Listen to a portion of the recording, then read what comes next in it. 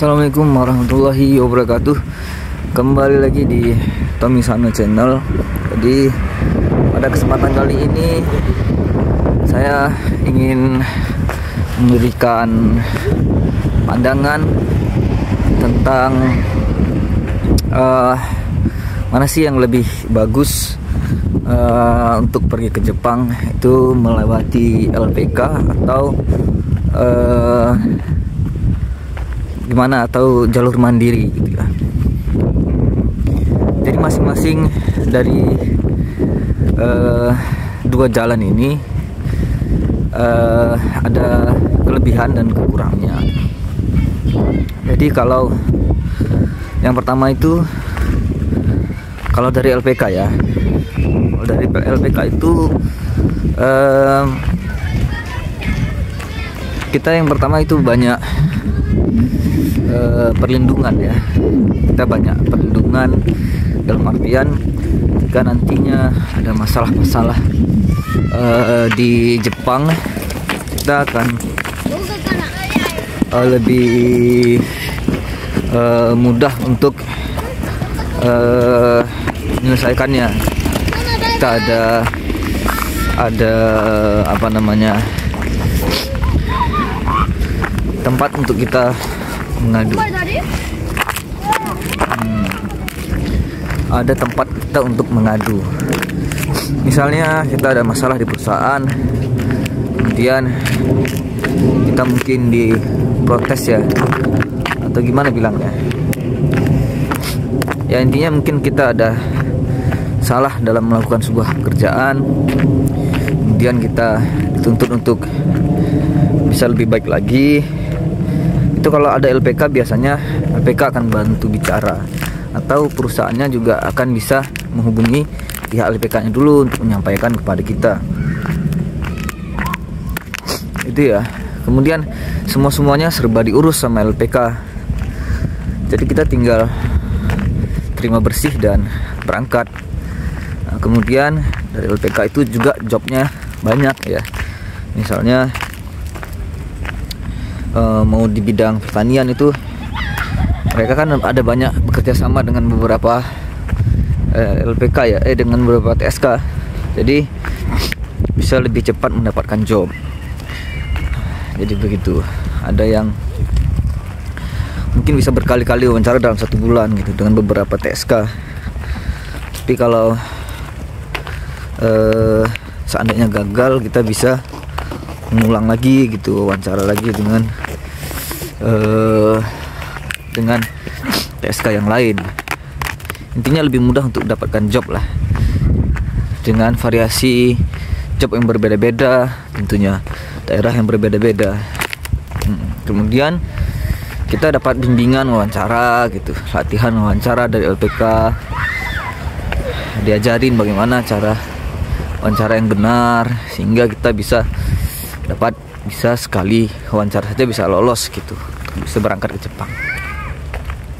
Nah tapi kalau kekurangannya, sebenarnya bukan kekurangan sih, konsekuensi ya. Ketika kita mau memilih untuk berangkat ke Jepang melalui LPK, itu kita harus menyiapkan dana yang sedikit lumayan besar, dengan pasaran sekitar 15 sampai 35 juta rupiah. Dan itu saya tidak menyangkal bahwa memang orang LPK ya, itu tempat mereka mencari nafkah ya, mata pencarian mereka, dan mereka juga berusaha gitu untuk mendapatkan job, menjalin kerjasama yang baik dengan TSK atau kaisa-kaisa yang ada di Jepang. Jadi kita harus akui itu,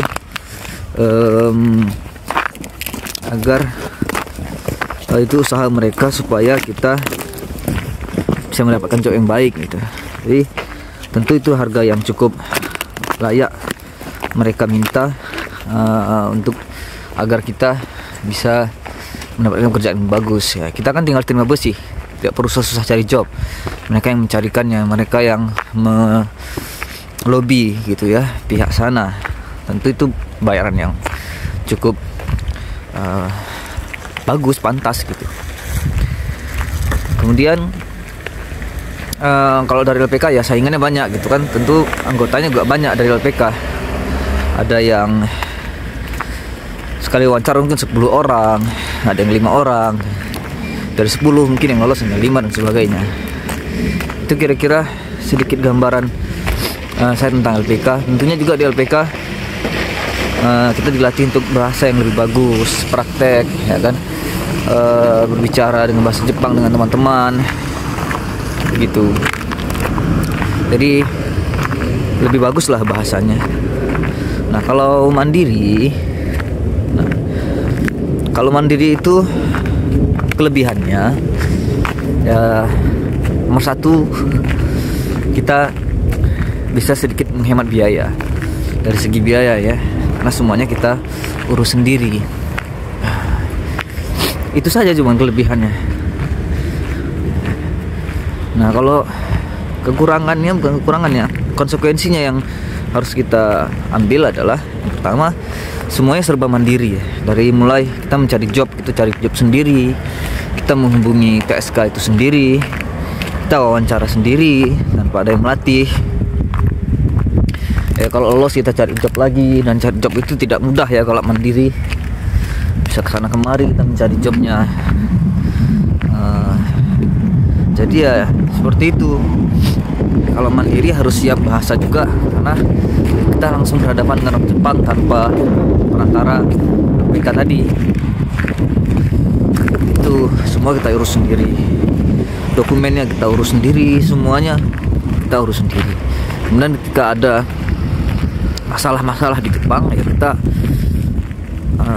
atasi sendiri. Tidak ada LPK yang membantu untuk menengahi permasalahan kita. Jadi itu saja konsekuensinya untuk jalur mandiri. Kalau teman-teman ingin mengambil risiko yang sedikit harus lebih berani, namun biayanya bisa sedikit lebih murah, ya silahkan ambil jalur mandiri. Namun jika merasa bahasa masih kurang bagus dan tidak siap menerima risiko besar, tapi ya berarti harus bisa mengeluarkan sedikit uang yang lebih banyak dibandingkan jalur mandiri. Nah, mungkin sampai di sini dulu pembahasan kita tentang mandiri atau LPK yang harus kita pilih. Itu kembali ke pilihan teman-teman sendiri ya. Mungkin sampai sini dulu video kita. Jangan lupa untuk di subscribe, di like, di share, di komen. Mungkin apa yang ingin ditanyakan yang bisa saya jawab akan saya jawab di video-video berikutnya. Terima kasih sudah menonton sampai akhir. Mata Mimasyo.